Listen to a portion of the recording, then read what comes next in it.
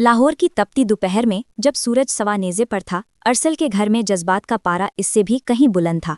ارسلان شاہ، جو اپنے حلقہ احباب میں ارسل کے نام سے جانا جاتا تھا، شیشے کے سامنے کھڑا اپنی شیروانی کے بٹن نہیں بلکہ اپنی قسمت کے فیصلے بند کر رہا تھا۔ اس کی والدہ بیگم بلقیس کمرے میں اس طرح داخل ہوئیں جیسے کسی جنگی مہم کا نقشہ تیار کر کے لائی ہوں۔ ارسل، خبردار جو تم نے آج کوئی الٹی سیدھی حرکت کی۔ لڑکی والے بہت معزز لوگ ہیں اور ماہم تو ماشاءاللہ شرافت کا نمونہ ہے۔ انہوں نے انگلی لہراتے ہوئے وارننگ دی۔ ارسل نے ایک گہرا سانس لیا اور بیچارگی سے آئینے میں اپنا عکس دیکھا۔ امی، شرافت کا نمونہ ہے یا پرانی فلموں کی ہیروئن، مجھے اس سے کیا لینا دینا؟ میں ابھی شادی کے لیے تیار نہیں ہوں، مجھے اپنے سٹارٹ اپ پر توجہ دینی ہے۔ بیگم بلقیس نے ایک ادا سے دوپٹہ سنبھالا۔ سٹارٹ اپ جائے بھاڑ میں، اگر آج تم نے انہیں متاثر نہ کیا تو یاد رکھنا میں نے تمہارے سارے کریڈٹ کارڈز پر قرضی نافذ کر دینی ہے۔ یہ دھمکی نہیں، ایٹمی حملہ تھا۔ ارسل خاموش ہو گیا مگر اس کے باغی دماغ میں سازشوں کے چراغ جلنے لگے۔ اس نے طے کر لیا تھا کہ وہ اتنا بدتمیز بنے گا کہ لڑکی والے خود ہی توبہ توبہ کرتے ہوئے بھاگ جائیں گے۔ دوسری طرف شہر کے دوسرے کونے میں ماہم کا کمرہ کسی محاذ جنگ کا منظر پیش کر رہا تھا۔ ماہم، جو اپنی چلبلی طبیعت اور حاضر جوابی کے لیے مشہور تھی، اس وقت ایک بھاری بھرکم لہنگے میں مقید اپنی بہترین سہیلی کے سامنے دہائیاں دے رہی تھی۔ سارا، یہ لوگ مجھے نمائش کے لیے رکھی گئی کوئی مٹی کی مورت سمجھ رہے ہیں کیا؟ میں اس ارسل نامی بلا کو ایسی پٹخی دوں گی کہ وہ 7 نسلوں تک شادی کا نام نہیں لے گا۔ ماہم نے فیصلہ کیا تھا کہ وہ روایتی شرمیلی لڑکی بننے کے بجائے ایک ایسی آفت بن کر سامنے آئے دی کہ ارسل کے گھر والے اسے دیکھتے ہی اپنے فیصلے پر نظر ثانی کرنے پر مجبور ہو جائیں گے۔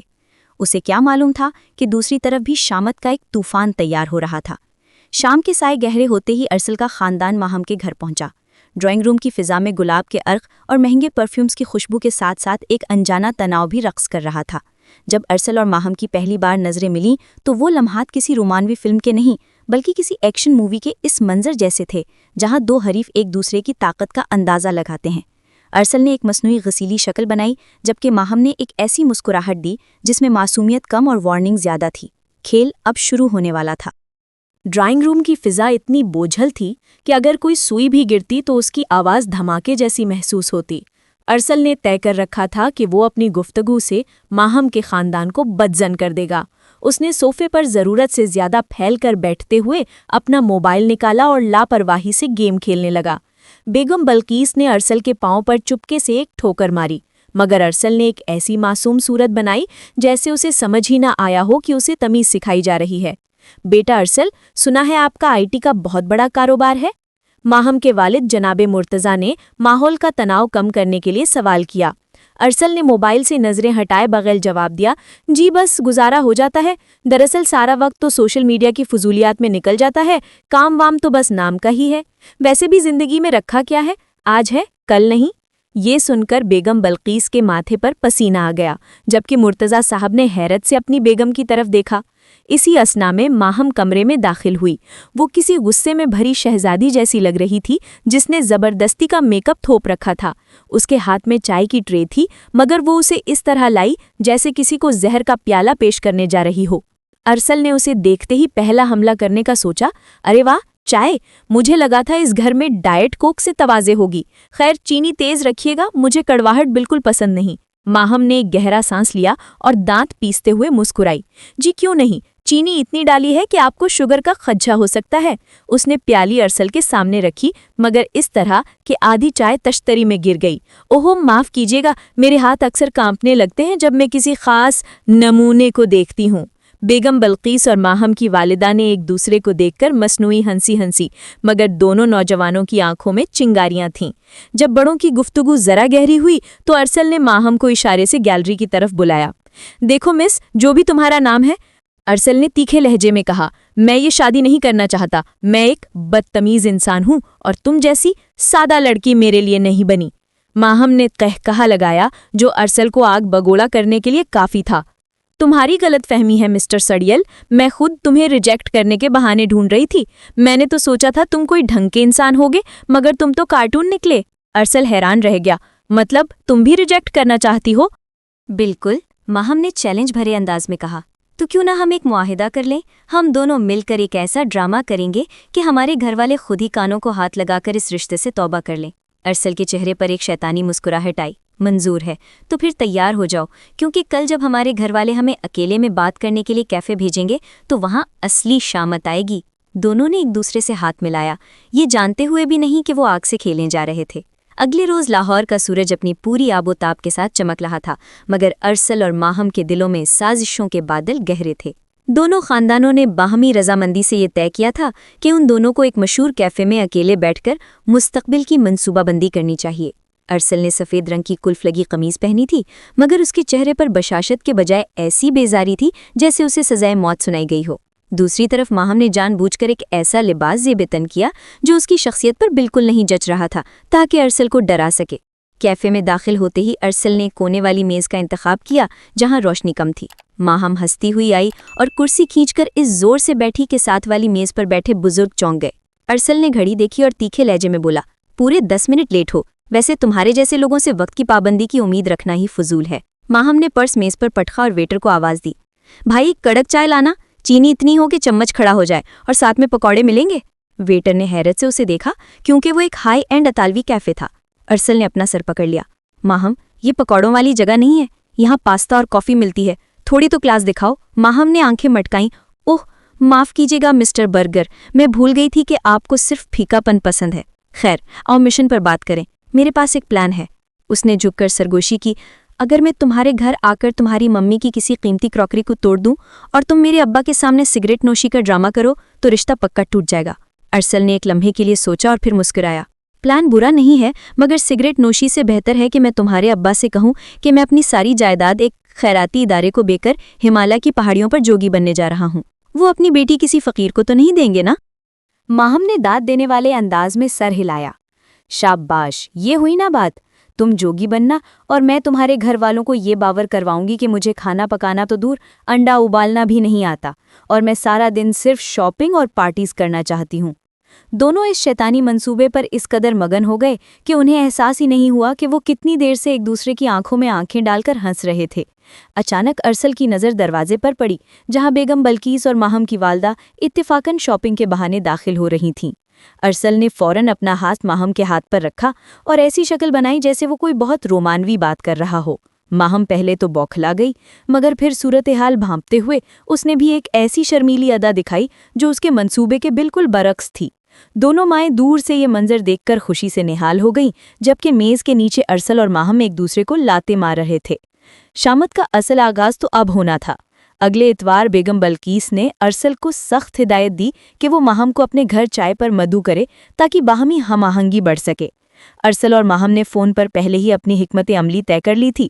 ارسل کا مشن اسے ایک نااہل اور فضول خرچ لڑکی ثابت کرنا تھا، جبکہ ماہم نے ارسل کی امی کے سامنے ایسی آفت بننے کا تہیہ کر رکھا تھا کہ وہ خود ہی اس رشتے سے توبہ کر لیں۔ ماہم جب ارسل کے گھر پہنچی تو اس کا حلیہ دیکھ کر بیگم بلقیس کے چہرے کا رنگ پھک ہو گیا۔ اس نے جان بوجھ کر ایک ایسا لباس پہنا تھا جس پر چمکیلے ستاروں کی بھرمار تھی اور کانوں میں اتنے بڑے بندے تھے کہ وہ چلتے ہوئے جھول رہے تھے۔ بیگم بلقیس نے ہمت جمع کر کے مسکراتے ہوئے استقبال کیا، آئیے بیٹا، ہم تو آپ کا ہی انتظار کر رہے تھے۔ ماہم نے صوفے پر بیٹھتے ہی اپنے ناخنوں کو دیکھا اور بڑی ادا سے بولی، آنٹی سچی کہوں تو مجھے آپ کے گھر کا ڈیکوریشن کچھ خاص پسند نہیں آیا، یہ صوفے کتنے اولڈ فیشنڈ ہے نا، میں تو شادی کے بعد سب سے پہلے ان سب کو کباڑی والے کو بیچ دوں گی اور پورے گھر کو پنک کلر کرواؤں گی۔ ارسل نے برابر میں بیٹھے ہوئے خاموشی سے داد دی، جبکہ بیگم بلقیس کے ہاتھ سے تسبیح چھوٹتے چھوٹتے بچی۔ چائے کا وقت ہوا تو ماہم نے کچن میں جا کر مدد کرنے کی پیشکش کی۔ بیگم بلقیس اسے کچن میں لے گئیں جہاں ملازمہ پہلے ہی کام کر رہی تھی۔ ماہم نے ایک دم سے ایک مہنگا ڈیکوریشن پیس اٹھایا اور اسے الٹ پلٹ کر دیکھنے لگی، ارے واہ یہ تو بہت نازک ہے، اور اگلے ہی لمحے اس نے اسے فرش پر پٹخ دیا۔ اوہو I am so sorry aunty, میرے ہاتھ میں شاید کچھ زیادہ ہی لوشن لگا ہوا تھا۔ بیگم بلقیس کا دل پاش پاش ہو گیا کیونکہ وہ ان کا پسندیدہ اطالوی گلدان تھا۔ ارسل نے موقع پاتے ہی اپنا جوگی والا کارڈ کھیلا، امی آپ کیوں پریشان ہوتی ہیں، مادی چیزوں کی کوئی حقیقت نہیں، میں نے سوچا ہے کہ میں اپنا IT بزنس بیچ کر کسی گھار میں جا کر چلے کاٹوں گا، ماہم بھی تو میرے ساتھ چلے گی نا؟ ماہم نے فوراً ہاں میں سر ہلایا، بالکل ارسل، بس وہاں وائی فائی اور ایئر کنڈیشننگ کا انتظام ہو تو مجھے غار میں رہنے سے کوئی مسئلہ نہیں ہے۔ بیگم بلقیس نے بوکھلا کر اپنے بیٹے اور ہونے والی بہو کو دیکھا، انہیں لگ رہا تھا کہ ان کے سامنے دو انسان نہیں بلکہ دو عجائبات بیٹھے ہیں۔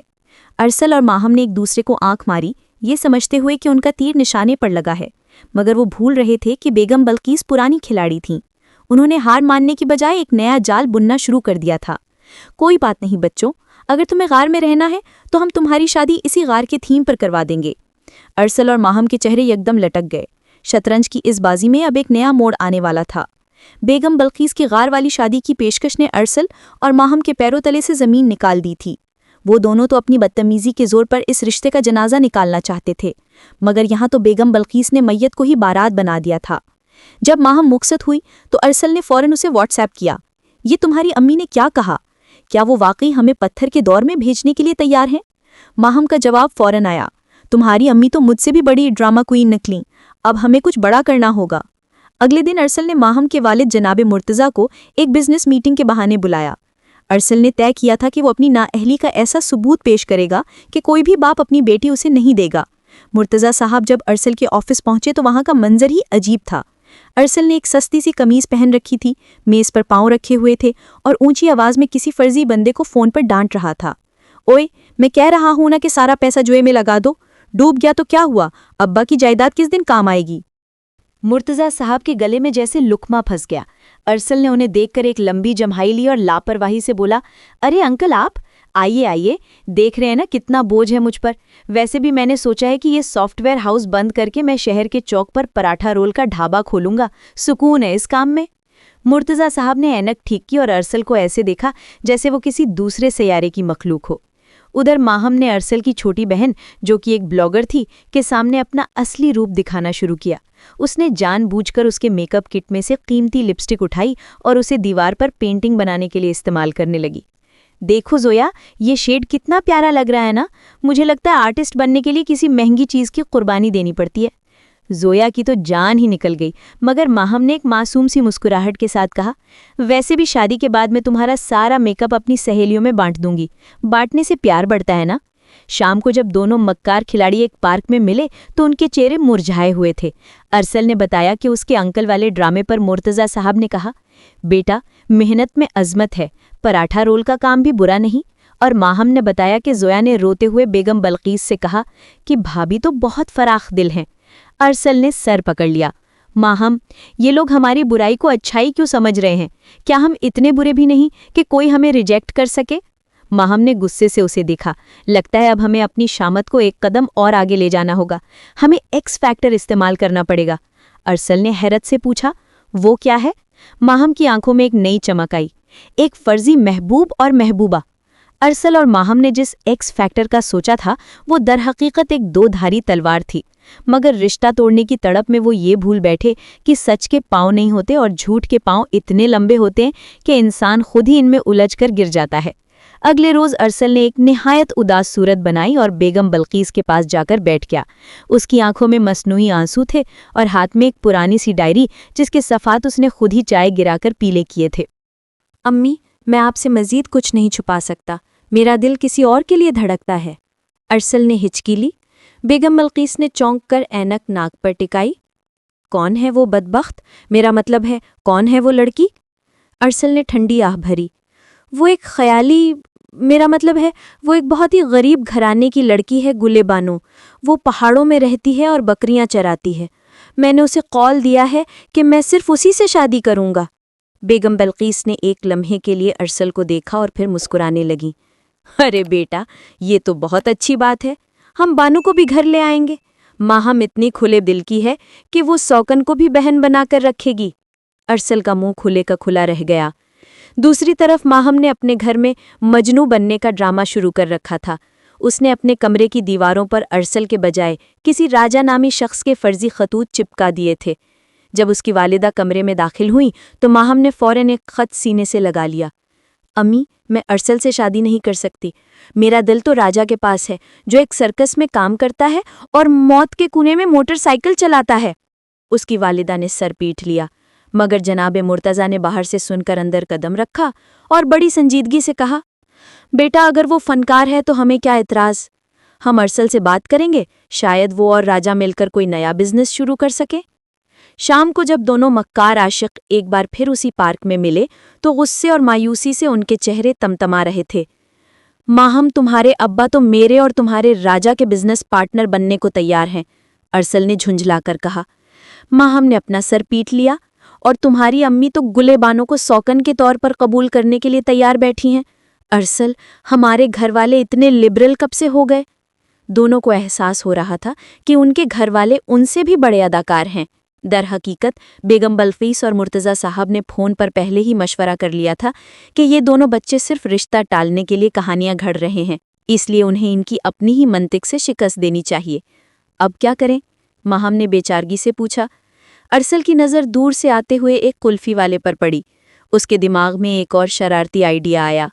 دیکھو ماہم، اب ایک ہی راستہ ہے، ہمیں ایک دوسرے سے نفرت کرنے کے بجائے ایک دوسرے کا سپورٹر بننا ہوگا، مگر اس طرح کہ گھر والوں کو لگے کہ ہم دونوں مل کر ان کی جائیداد ہڑپ کرنے کا پلان بنا رہے ہیں، شاید لالچ انہیں ڈرا دے۔ ماہم نے ایک گہرا سانس لیا۔ ٹھیک ہے، کل سے ہم بدتمیز نہیں بلکہ بددیانت بنیں گے۔ اگلی صبح ارسل اور ماہم نے اپنے لالچ پلان پر عمل درآمد کا آغاز کر دیا۔ ارسل نے ناشتے کی میز پر بیٹھتے ہی ایک لمبی آ بھری اور اپنے والد کے سامنے جائیداد کے کاغذات کا ذکر چھیڑ دیا۔ پاپا، میں سوچ رہا تھا کہ شادی کے فوراً بعد ہمیں اپنا یہ والا گھر بیچ دینا چاہیے۔ آخر اتنے بڑے محل کا ہم دو لوگوں نے کیا کرنا ہے؟ میں نے ماہم سے بات کی ہے، ہم ایک چھوٹا سا اپارٹمنٹ لیں گے اور باقی پیسے کسی رسکی کرپٹو کرنسی میں لگا دیں گے۔ ارسل کے والد نے اخبار کے پیچھے سے اسے گھور کر دیکھا، مگر بیگم بلقیس نے فوراً لقمہ دیا۔ ارے واہ، کتنی سمجھدار ہے میری بہو، ابھی سے بچت کا سوچ رہی ہے۔ ارسل کا نوالا گلے میں پھنس گیا۔ یہ رد عمل اس کی توقع کی بالکل برعکس تھا۔ ادھر ماہم نے اپنے گھر میں طوفان کھڑا کر رکھا تھا۔ اس نے اپنی امی کے سامنے جولری کا ڈبہ کھولا اور بڑی بے رحمی سے بولی، امی، یہ پرانے ڈیزائن کے سیٹ اپ کون پہنتا ہے؟ میں نے ارسل سے کہہ دیا ہے کہ شادی کے سارے زیورات بیچ کر ہم پیرس کا ایک لمبا ٹور لگائیں گے، واپسی پر دیکھیں گے کہ سر چھپانے کی جگہ کہاں بنتی ہے۔ ماہم کی امی نے پریشانی سے اپنے شوہر کو دیکھا، مگر مرتلا صاحب نے مسکرا کر کہا، بیٹا، جوانی گھومنے پھرنے کے لیے ہی تو ہوتی ہے، ہم تمہارے زیورات کیا اپنی گاڑی بھی بیچ دیں گے اگر تم خوش ہو۔ ماہم نے فوراً ارسل کو میسج کیا، ارسل، یہ لوگ تو ہمیں سڑک پر لانے کے لیے تیار ہے مگر رشتہ توڑنے کا نام نہیں لے رہے، لگتا ہے ہمیں اب پبلک ہنگامہ کرنا پڑے گا۔ طے یہ پایا کہ وہ دونوں ایک ایسی تقریب میں جائیں گے جہاں دونوں خاندان موجود ہوں اور وہاں ایک دوسرے سے ایسی جھوٹی لڑائی کریں گے کہ محفل میں تماشا بن جائے۔ موقع تھا ارسل کی کزن کی مہندی کا۔ ارسل اور ماہم نے ایک دوسرے کو چیلنج کیا کہ جو سب سے زیادہ بدتمیزی کرے گا وہی جیتے گا۔ مہندی کی تقریب میں جب سب ہنسی مذاق کر رہے تھے، ارسل نے اچانک اونچی آواز میں ماہم کو ٹوکا، تمہارا لباس کتنا عجیب ہے ماہم، لگتا ہے کسی پرانے پردے کو کاٹ کر پہن لیا ہے۔ پوری محفل میں خاموشی چھا گئی۔ ماہم نے بھی موقع ضائع نہیں کیا اور اپنا سافٹ ڈرنک کا گلاس میز پر پٹکتے ہوئے بولی، کم از کم میرا لباس تو میرا ہے، تمہاری طرح نہیں جو دوستوں سے جوتے مانگ کر ہیرو بنتے پھرتے ہو۔ لوگوں نے سرگوشیاں شروع کر دی۔ بیگم بلقیس اور مرتضی صاحب کے چہرے سرخ ہو گئے، مگر وہ دونوں مکار اندر ہی اندر جشن منا رہے تھے کہ اب تو رشتہ ٹوٹ کر ہی رہے گا۔ مگر عین اسی وقت بیگم بلقیس نے مائک سنبھالا اور ہنستے ہوئے بولی، دیکھیے سب، یہ دونوں کتنے پیارے لگ رہے ہیں نا، شادی سے پہلے کی یہ میٹھی نوک جھونک ہی تو اصل محبت ہے۔ یہ لوگ تو میاں بیوی والے رول میں ابھی سے ڈھل گئے ہیں۔ تالیاں بجنے لگیں اور ارسل اور ماہم ایک دوسرے کو صدمے سے دیکھنے لگے۔ انہیں احساس ہوا کہ ان کے گھر والے تھک اینڈ تھن میں ان کے ساتھ کھڑے ہونے کا فیصلہ کر چکے تھے، چاہے وہ کتنا ہی گرنے کی کوشش کیوں نہ کریں۔ مہندی کی تقریب میں ناکامی کے بعد ارسل اور ماہم کے حوصلے پست نہیں ہوئے تھے، بلکہ اب ان میں ایک عجیب سی ضد پیدا ہو گئی تھی۔ تقریب سے واپسی پر دونوں نے ایک دوسرے کو حتمی وار کے لیے اکسایا۔ اب معاملہ صرف رشتہ توڑنے کا نہیں تھا، بلکہ یہ دیکھنا تھا کہ ان کے والدین کی برداشت کی حد کہاں ختم ہوتی ہے۔ ارسل نے فیصلہ کیا کہ وہ ماہم کے سامنے ایک ایسا تاریک راز افشاں کرے گا کہ وہ خود ہی چیخ چیخ کر شادی سے انکار کر دے۔ اگلی صبح ارسل نے ماہم کو ایک پراسرار میسج کیا، آج شام اسی پرانے پارک میں ملو، مجھے تمہیں اپنی زندگی کی وہ حقیقت بتانی ہے جسے سن کر شاید تم مجھ سے نفرت کرنے لگو۔ ماہم، جو خود بھی کسی بڑے ڈرامے کی تیاری میں تھی، فوراً راضی ہو گئی۔ پارک کے ایک ویران کونے میں جہاں شام کا جھٹپٹا پھیل رہا تھا، ارسل نے نہایت سنجیدہ اور کسی حد تک خوفناک شکل بنائی۔ ماہم، میں نے بہت سوچا اور مجھے لگا کہ تمہیں دھوکے میں رکھنا ٹھیک نہیں ہے۔ دراصل میں ایک انٹرنیشنل سیکرٹ ایجنٹ ہوں اور میری جان کو ہر وقت خطرہ رہتا ہے، جو بھی مجھ سے جڑتا ہے وہ دشمنوں کے نشانے پہ آ جاتا ہے۔ ارسل نے اپنی جیب سے ایک کھلونا پستول کا دستہ اس طرح دکھایا جیسے وہ اصلی ہو۔ माहम ने एक लम्हे के लिए उसे देखा, फिर जोरदार कहकहा लगाया। बस अरसल, तुम कितने मासूम हो। अगर तुम एजेंट हो तो मैं अंडरवर्ल्ड की वो मलिका हूँ जिससे बड़े बड़े डॉन कांपते हैं। ये जो मैंने लहंगा पहना था ना मेहंदी पर, उसके नीचे मैंने खंजर छुपा रखा था। अरसल की आंखें फटी की फटी रह गईं। उसे समझ नहीं आ रहा था कि माहम मजाक कर रही है या वो वाकई उससे बड़ी अदाकारा है। दोनों की बहस तूल पकड़ गई और नौबत यहाँ तक आ गई कि वो एक दूसरे को चैलेंज करने लगे कि कौन ज्यादा खतरनाक है। इसी दौरान झाड़ियों के पीछे छुपे बेगम बल्कीस और मुर्तज़ा साहब, जो इत्तफाकन उनका पीछा करते हुए वहां पहुंचे थे, एक दूसरे को देखकर मुस्कुराए। बल्कीस बेगम, देखा आपने, हमारे बच्चे तो एक दूसरे के लिए कितनी प्रोटेक्टिव हैं। झूठे किस्से सुनाकर एक दूसरे को दूर करना चाहते हैं ताकि दूसरा खतरे में न पड़े। कितनी कुर्बानी है इनकी मोहब्बत में, मुर्तज़ा साहब ने जज्बाती होते हुए कहा। बेगम बल्कीस ने आंसू पोंछते हुए जवाब दिया, जी भाई साहब, हमें अब देर नहीं करनी चाहिए। इनकी शादी की तारीख अगले हफ्ते ही पक्की कर देते हैं। उधर अरसल और माहम, जो एक दूसरे को अपनी खतरनाकी की किस्से सुनाकर मरूब करने की कोशिश कर रहे थे, इस बात से बिल्कुल बेखबर थे कि इनकी शामत अब बाकायदा एक तारीख की शक्ल इख्तियार कर चुकी है। जब वो घर पहुंचे तो दोनों के माथे पर पसीना आ गया। घर के बाहर बैंड बाजे वाले खड़े थे और मिठाई के डब्बे तकसीम हो रहे थे। उनकी शक्ति अब उनके अपने ही गले पड़ने वाली थी। घर के बाहर ढोल की थाप और शहनाइयों की गूंज ने अरसल और माहम के हवास मुअत्तल कर दिए थे। वो दोनों जो खुद को बहुत बड़ा गेम चेंजर समझ रहे थे, अब अपने ही बने हुए जाल में मछलियों की तरह तड़प रहे थे। अरसल ने जैसे ही घर में कदम रखा, उसकी बहन जोया ने उसके गले में गेंदे के फूलों का हार डाल दिया और चीख कर बोली, भाई मुबारक हो, अगले जुमे आपकी और माहम आपी की शादी पक्की हो गई है। अरसल का रंग पीला पड़ गया। उसने बौखलाकर बेगम बल्कीस की तरफ देखा, जो मिठाई का डब्बा थामे मेहमानों का मुंह मीठा करा रही थी। अम्मी, ये क्या मजाक है? अभी तो हमने ठीक से एक दूसरे को जाना भी नहीं और आपने तारीख भी तय कर दी। बेगम बल्कीस ने एक शरीर मुस्कुराहट के साथ अरसल के गाल थपथपाए। बेटा, तुम दोनों की पुरस्रार मुलाकातें और वो पाक में एक दूसरे के लिए जज्बाती कुर्बानी के किस्से सुनकर हमें अंदाजा हो गया कि तुम लोग एक दूसरे के बगैर एक पल नहीं रह सकते। अब देर करने का क्या फायदा? दूसरी तरफ माहम का हाल इससे भी बुरा था। उसके कमरे में पार्लर वाली बुलाई जा चुकी थी, जो उसके चेहरे पर मुख्तलिफ किस्म के लेप थोप रही थी। माहम ने मुजाहिमत करने की कोशिश की, पापा, मुझे अभी अपनी पीएचडी मुकम्मल करनी है, मुझे जोगी बनना है, मुझे सर्कस ज्वाइन करना है। मगर मुर्तज़ा साहब ने एक न सुनी। बेटा, अरसल जैसा हीरा लड़का जो तुम्हारे हर पागलपन को अपनाने के लिए तैयार है, दोबारा नहीं मिलेगा। शादी के बाद जो मर्जी करना। उसी रात अरसल और माहम ने छुपकर एक वीडियो कॉल की। दोनों के चेहरों पर शिकस्त के बादल मंडला रहे थे। अरसल, हम अब क्या करें? मेरे घर वाले तो लहंगे की नाप ले रहे हैं, माहम ने रूहान सी आवाज में कहा। अरसल ने अपना सर पीटा। और यहाँ मेरे कमरे को हनीमून स्वीट में बदलने की तैयारियां हो रही हैं। देखो माहम, अब आखिरी रास्ता बचा है, फरार। माहम की आंखें चमकी। मतलब हम भाग जाएं? हाँ, मगर अलग अलग नहीं, हम दोनों मिलकर भागेंगे, ताकि घर वालों को लगे कि हमने शादी कर ली है, लेकिन असली में हम किसी दूसरे शहर जाकर अपनी आज़ाद ज़िंदगी जिएंगे। जब वो हमें ढूंढना छोड़ देंगे तो हम वापस आकर कहेंगे कि हमने तलाक ले ली है। अरसल ने अपनी ज़िंदगी का सबसे अहम खाना प्लान पेश किया। माहम को उस वक्त ये प्लान किसी नोबेल प्राइज़ याफ्ता आइडिया से कम ना लगा। ठीक है, कल रात जब सब मायों की तैयारियों में मसरूफ़ होंगे, हम पिछले दरवाजे से निकल जाएंगे। वो दोनों इस बात से बेखबर थे कि बेगम बल्कीस ने अरसल के कमरे में बेबी मॉनिटर लगा रखा था, ताकि वो अपने बेटे की खुशी के लम्हात सुन सकें। उनकी इस फरार की स्कीम ने बड़ों को एक और धमाकेदार मंसूबा बनाने का मौका दे दिया था। शामत अब सिर्फ आने वाली नहीं थी, बल्कि दस्तक दे रही थी। रात के पिछले पहर जब पूरा घर गहरी नींद की वादियों में गुम था, अरसल और माहम अपने अजीमुशान फरार के लिए तैयार थे। अरसल ने काली हुडी पहन रखी थी और पीठ पर एक छोटा सा बैग लटकाए बिल्ली की तरह दबे पांव पिछले गेट की तरफ बढ़ रहा था।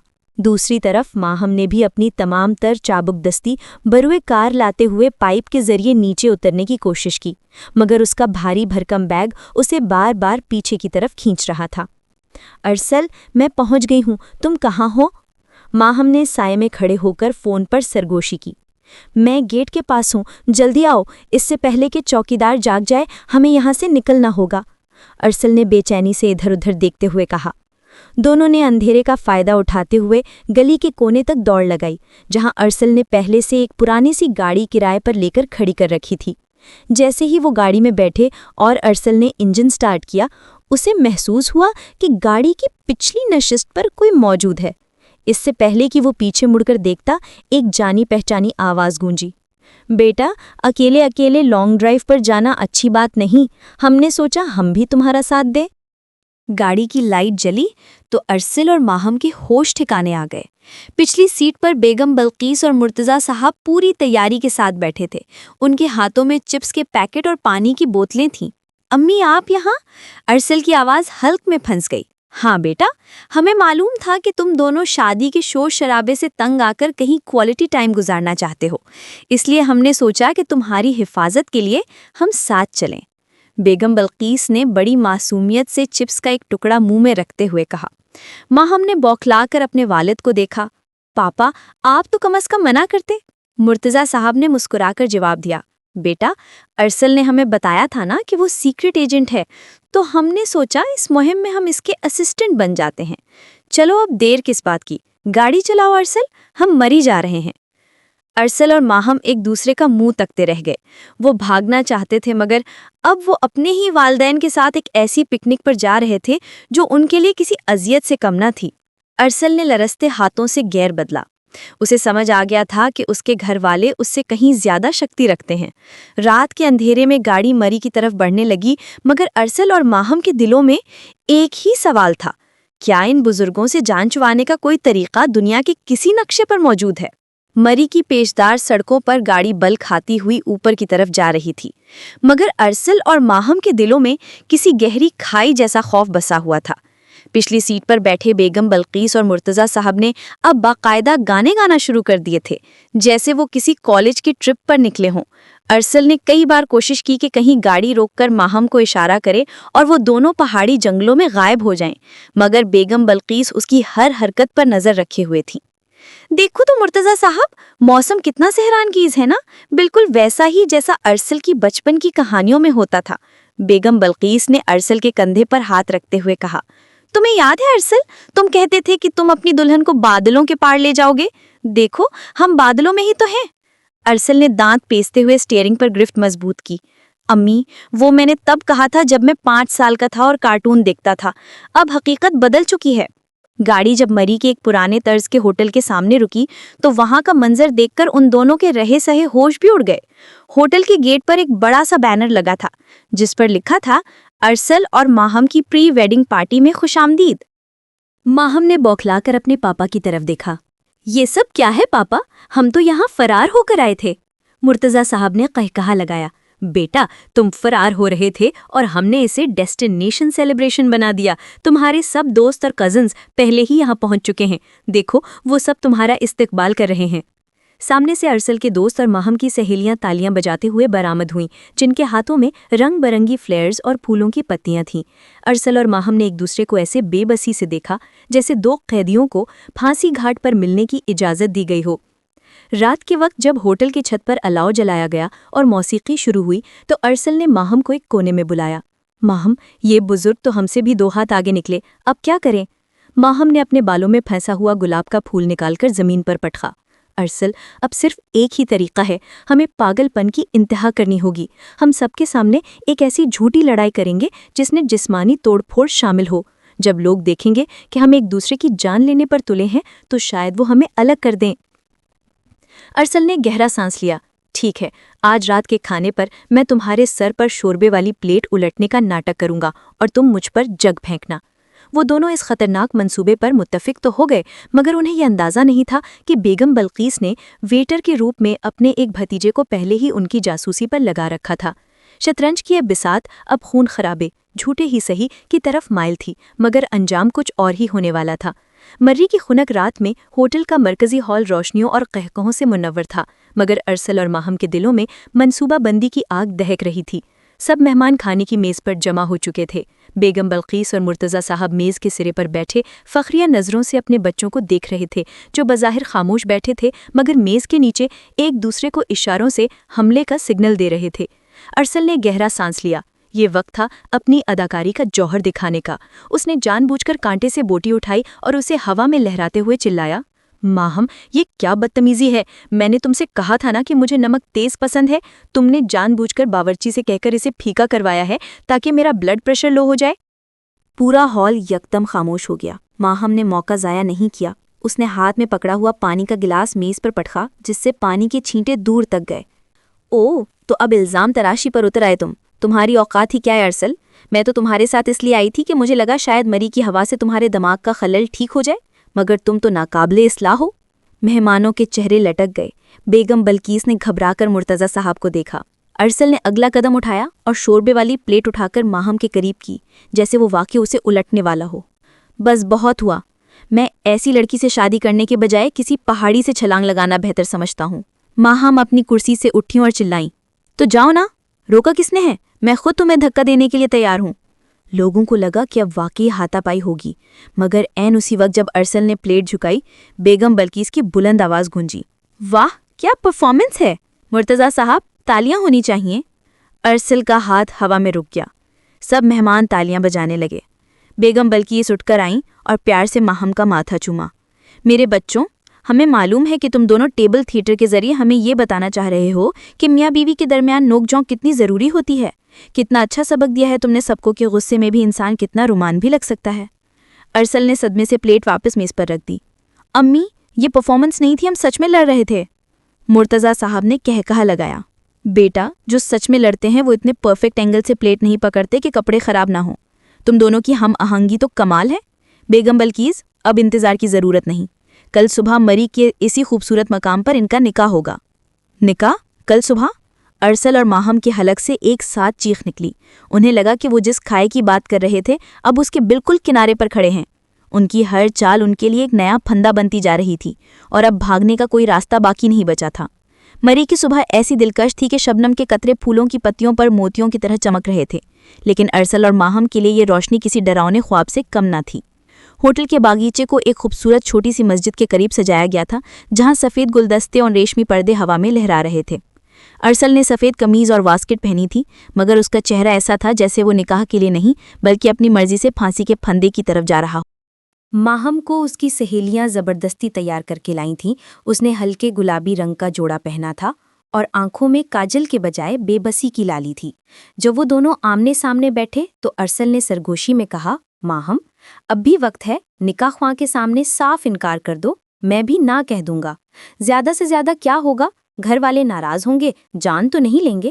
ماہم نے کانپتے ہوئے لہجے میں جواب دیا، تمہیں نہیں پتا ارسل، پاپا نے صبح سویرے میرے کان میں کہا ہے کہ اگر آج میں نے کوئی ڈرامہ کیا تو وہ اپنی جائیداد سے میرا نام کاٹ کر وہ سارا پیسہ ان یتیم بچوں کو دے دیں گے جنہیں میں بالکل پسند نہیں کرتی. ارسل نے ٹھنڈی آ بھری. یہاں بھی وہی حال ہے. امی نے تو جذباتی بلیک میلنگ کی انتہا کر دی ہے. وہ کہہ رہی ہیں کہ اگر میں نے نکاح نہ کیا تو وہ اپنی باقی زندگی کسی اولڈ ایج ہوم میں گزاریں گی.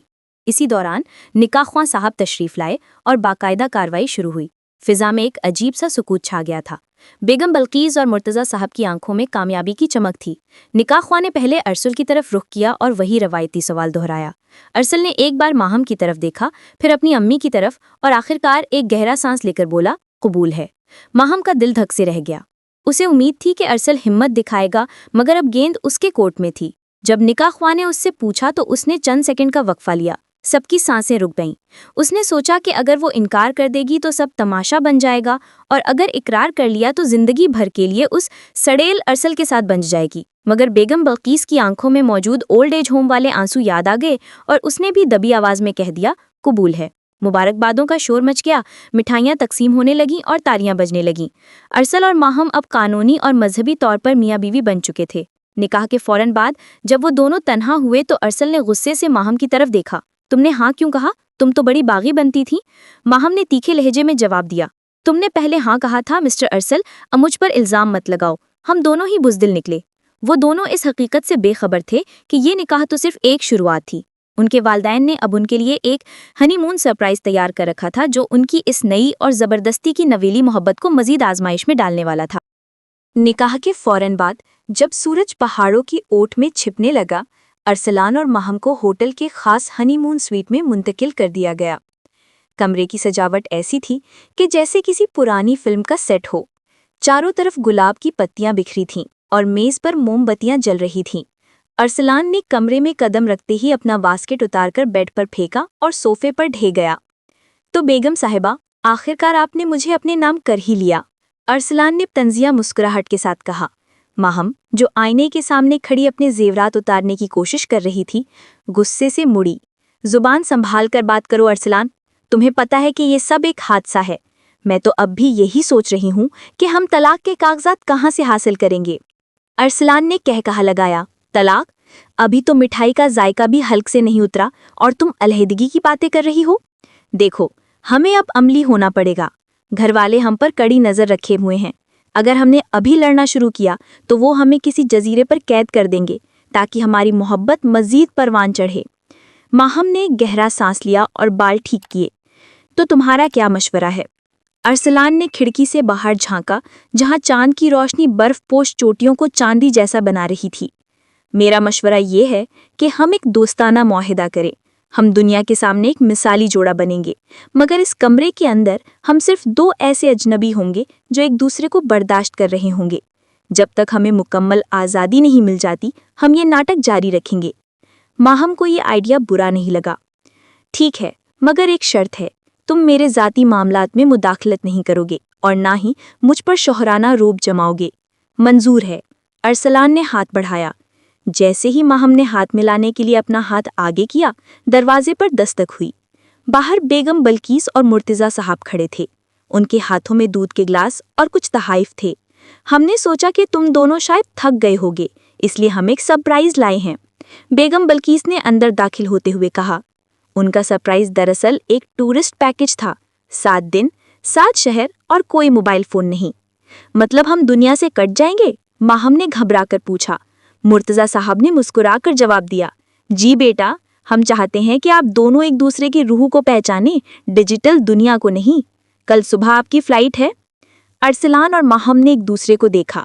ان کا دوستانہ معاہدہ شروع ہونے سے پہلے ہی ایک ایسے امتحان میں پڑ گیا تھا جہاں نہ کوئی فرار کا راستہ تھا اور نہ ہی وائی فائی کا سگنل۔ شامت اب اپنے عروج پر تھی۔ مری سے رخصتی کا وقت آ پہنچا تھا، مگر یہ رخصتی کسی عام دلہن کی نہیں تھی، بلکہ 2 ایسے قیدیوں کی تھی جنہیں موبائل فون جیسی بنیادی انسانی ضرورت سے محروم کر کے ایک انجان سفر پر روانہ کیا جا رہا تھا۔ ارسل اور ماہم، جو اپنے ڈیجیٹل وجود کے بغیر خود کو ادھورا محسوس کر رہے تھے، ایک ایسی ویگن میں بیٹھے تھے جس کے ڈرائیور کو سخت ہدایت تھی کہ وہ ان دونوں کو ان کی منزل تک پہنچائے بغیر کسی سے بات کرنے نہ دے۔ ارسل، میرے ہاتھ کانپ رہے ہیں۔ مجھے ایسا لگ رہا ہے جیسے میں کسی بلیک ہول میں جا رہی ہوں۔ وائی فائی کے بغیر زندگی کا تصور کتنا بھیانک ہے۔ ماہم نے اپنی خالی جیبوں کو ٹٹولتے ہوئے دہائی دی۔ ارسل نے کھڑکی سے باہر دیکھتے ہوئے ایک سرد آہ بھری۔ ماہم، موبائل تو ایک مسئلہ ہے، مگر اصل آفت یہ ہے کہ ہمیں اگلے 7 دن ایک دوسرے کی صورت دیکھ کر گزارنے ہیں۔ تم نے سنا نہیں امی نے کیا کہا؟ ایک دوسرے کی روح کو پہچانو۔ مجھے تو ڈر ہے کہ اگر میں نے تمہاری روح پہچان لی تو کہیں خودکشی نہ کر لوں۔ ماہم نے غصے سے اسے گھورا۔ تمہاری روح تو ویسے بھی کسی پرانی خراب سافٹ ویئر جیسی ہوگی جس میں صرف وائرس بھرے ہیں۔ ابھی ان کی یہ روحانی گفتگو جاری تھی کہ ویگن ایک ایسے مقام پر رکی جہاں دور دور تک صرف بلند و بالا درخت اور خاموشی کا راج تھا۔ یہ سوات کی ایک دور افتادہ وادی تھی جہاں ایک لکڑی کا چھوٹا سا ہٹ ان کا منتظر تھا۔ ڈرائیور نے ان کا سامان اتارا اور ایک پراسرار مسکراہٹ کے ساتھ چابی ارسل کے ہاتھ میں تھنا کر رفو چکر ہو گیا۔ یہ کیا مذاق ہے؟ یہاں تو بجلی بھی نہیں لگ رہی۔ ماہم نے ہٹ کا دروازہ کھولتے ہوئے چیخ کر کہا۔ اندر کا منظر کسی پرانی صدی کی یاد دلاتا تھا۔ لکڑی کا فرنیچر، پتھر کی انگیٹھی اور ڈھیر ساری موم بتیاں۔ میز پر ایک رکا رکھا تھا جس پر بیگم بلقیس کی تحریر تھی، بچوں، یہاں کھانا تمہیں خود بنانا ہوگا، لکڑیاں خود کاٹنی ہوں گی اور پانی چشمے سے لانا ہوگا۔ سچی محبت مشقت سے ہی پروان چڑھتی ہے۔ ارسل نے اپنا سر پکڑ لیا۔ مطلب ہمیں یہاں مزدوری کرنے کے لیے بھیجا گیا ہے؟ رات ہوتے ہی وادی میں سناٹا چھا گیا اور سردی کی شدت بڑھنے لگی۔ انگیٹھی جلانے کے لیے لکڑیاں نہیں تھی اور بھوک سے دونوں کا برا حال تھا۔ ارسل نے ہمت جمع کی اور باہر سے کچھ ٹہنیاں اکٹھی کر کے لایا، جبکہ ماہم نے زندگی میں پہلی بار دیا سلائی جلا کر آگ روشن کرنے کی کوشش کی۔ دھوئیں کے بادلوں میں جب دونوں کی آنکھیں سرخ ہوئیں اور کھانسی کا دورہ پڑا تو اچانک ان کی نظریں ایک دوسرے سے ملیں اور وہ بے اختیار ہنس پڑے۔ ہم کتنے بڑے بے وقوف ہیں نا؟ ماہم نے آنسو پونچھتے ہوئے کہا۔ بے وقوف نہیں، ہم شامت کے مارے ہوئے ہیں، ارسل نے جواب دیا، اور پہلی بار اس نے ماہم کے لیے کمبل درست کیا۔ اس خاموش وادی میں بغیر کسی سکرین کے ان کے درمیان پہلی بار ایک ایسی انسانی ہمدردی پیدا ہو رہی تھی جو کسی بھی منصوبے یا سازش سے بالا تر تھی۔ مگر یہ تو صرف پہلی رات تھی، ابھی 6 دن اور بہت سی قربانیاں باقی تھیں۔ سوات کی اس خاموش وادی میں 5 دن گزر چکے تھے۔ ان 5 دنوں نے ارسل اور ماہم کو وہ کچھ سکھا دیا تھا جو پچھلے 25 سالوں میں کوئی نہ سکھا سکا تھا۔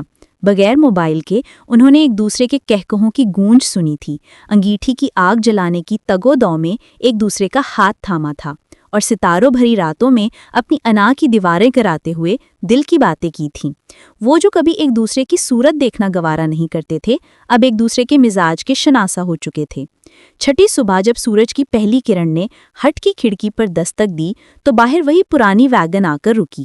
ارسل اور ماہم اپنا سامان سمیٹ کر باہر نکلے، مگر اب ان کے چہروں پر وہ پہلے والی بیزاری نہیں تھی۔ گاڑی میں بیٹھتے ہی ڈرائیور نے خاموشی سے 2 لفافے ان کی طرف بڑھائے، ایک میں ان کے موبائل فونز تھے اور دوسرے میں بیگم بلقیس کا خط تھا۔ ارسل نے جلدی سے خط کھولا۔ بچوں، اگر تم یہ خط پڑھ رہے ہو تو اس کا مطلب ہے کہ تم نے اس آزمائش کو کامیابی سے گزار لیا ہے۔ ہمیں معلوم ہے کہ زبردستی کے رشتے بوجھ ہوتے ہیں، اس لیے ہم نے طلاق کے کاغذات تیار کروا لیے ہیں۔ اگر تم اب بھی ایک دوسرے سے الگ ہونا چاہتے ہو تو دستخط کر دو اور اپنی آزاد زندگی جیو، ہم تمہیں مجبور نہیں کریں گے۔ ارسل اور ماہم کے ہاتھ ساکت ہو گئے، گاڑی میں عجیب سی خاموشی چھا گئی۔ ارسل نے موبائل آن کیا، ہزاروں نوٹیفیکیشن سکرین پر لہرائے، مگر اسے کسی میں دلچسپی نہیں تھی۔ اس نے ماہم کی طرف دیکھا جو خاموشی سے کھڑکی سے باہر بہتے ہوئے دریا کو دیکھ رہی تھی۔ تو کیا ارادہ ہے؟ ارسل نے دبی آواز میں پوچھا۔ کاغذات پر دستخط کر دیں؟ ماہم نے مڑ کر ارسل کو دیکھا، اس کی آنکھوں میں ایک شرارتی چمک ابھری۔ تمہیں کیا لگتا ہے ارسل، کیا تم اب بھی کسی پہاڑی سے چھلانگ لگانا چاہتے ہو یا کسی گلبانو کی تلاش میں ہو؟ ارسل ہنسا اور اس نے طلاق کے کاغذات کے پرزے پرزے کر کے کھڑکی سے باہر اڑا دیے۔ گلبانو تو بہت پیچھے رہ گئی، مجھے لگتا ہے کہ شامت کے ساتھ جینے کا اپنا ہی مزہ ہے۔ ماہم نے مسکراتے ہوئے اپنا ہاتھ ارسل کے ہاتھ پر رکھا۔ سچی کہوں تو مجھے تمہارا وہ جوگی والا روپ اب اتنا برا بھی نہیں لگتا۔ جب وہ واپس لاہور پہنچے تو گھر کے باہر وہی بینڈ باجے والے موجود تھے، مگر اس بار ارسل اور ماہم بھاگنے کے بجائے ایک دوسرے کا ہاتھ تھامے مسکراتے ہوئے اندر داخل ہوئے۔ بیگم بلقیس اور مرتضیٰ صاحب دور کھڑے اپنی جیت پر مسکرا رہے تھے۔